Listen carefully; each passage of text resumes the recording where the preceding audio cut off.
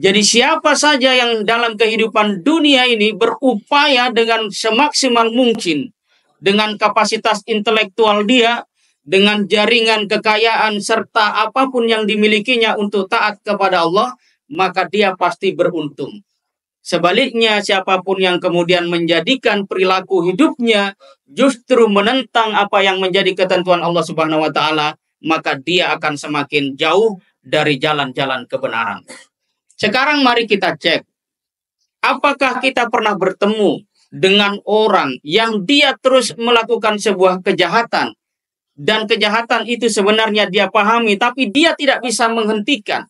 Itu tidak lain karena apa yang telah dia tanam di masa-masa yang lalu. Orang yang terbiasa berbohong akan terus mengisi hari ini dan hari-hari ke depan dengan kebohongan-kebohongan baru.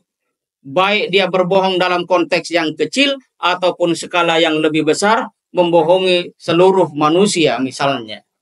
Dia tidak akan pernah bisa menghentikan langkahnya dalam melakukan kejahatan-kejahatan berupa kebohongan, karena itulah yang menyebabkan dia terperanjat. Hanya ketika dia mau bertaubat, maka dia akan kembali kepada Allah Subhanahu wa Ta'ala. Dan itu pun dengan kehendak Allah Subhanahu wa Ta'ala.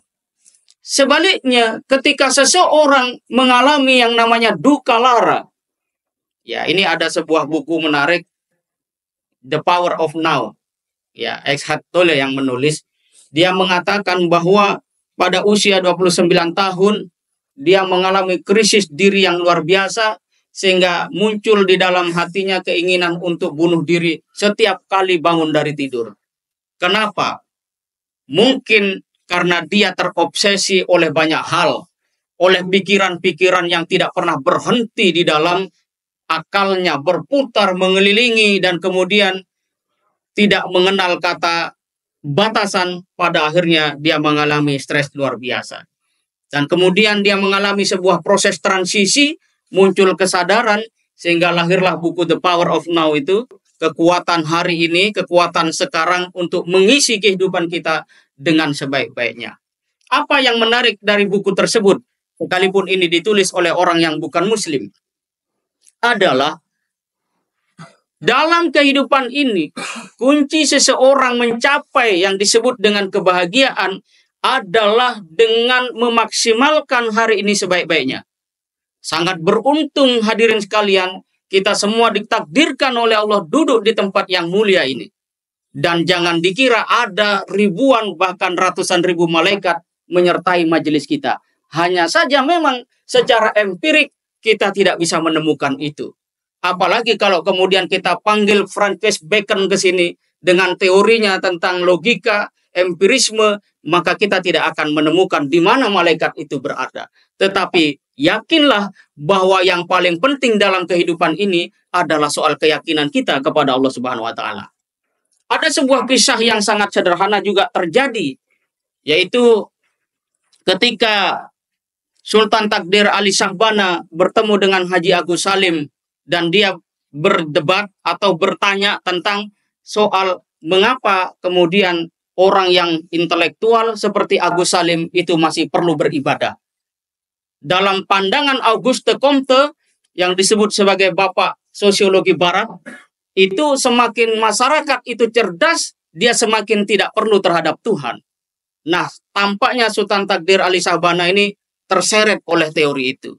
Namun kemudian Agus Salim dengan sangat sederhana memberikan jawaban yang menggugah pikiran Sultan Takdir Ali Shahbana. Apakah engkau pernah naik kapal? Apakah engkau pernah pulang dari Jakarta ke Padang? Pernah. Naik apa? Naik kapal. Kenapa engkau naik kapal? Padahal engkau tidak kenal siapa nahkodanya. Engkau juga tidak tahu kondisi daripada kapal itu sendiri seperti apa. Persis juga seperti kita hari ini. Ketika kita mengendarai kendaraan umum, naik KRL, apakah kita kenal dengan masinisnya? Naik pesawat, apakah kenal dengan pilotnya? Atau bahkan kita naiki kendaraan sendiri, apakah kita telah periksa 100% kondisi kendaraan itu? Tapi kenapa kemudian orang mau melakukan itu? Basisnya adalah kepercayaan. Semua pengetahuan yang tidak melahirkan kepercayaan, itulah yang akan menjadi sebuah beban dalam kehidupan. Oleh karena itu, kalau kita perhatikan, mengapa masyarakat di negara-negara maju secara umum semakin sejahtera, semakin tinggi intelektualitasnya, ternyata semakin rapuh mentalitasnya. Kenapa? Karena tidak ada yang bisa mereka percaya dalam hidup itu. Bahkan ilmu yang sudah ditanam, dicicil sedemikian rupa di dalam kepalanya, itu tidak membuat dia yakin tentang apa makna kehidupan ini.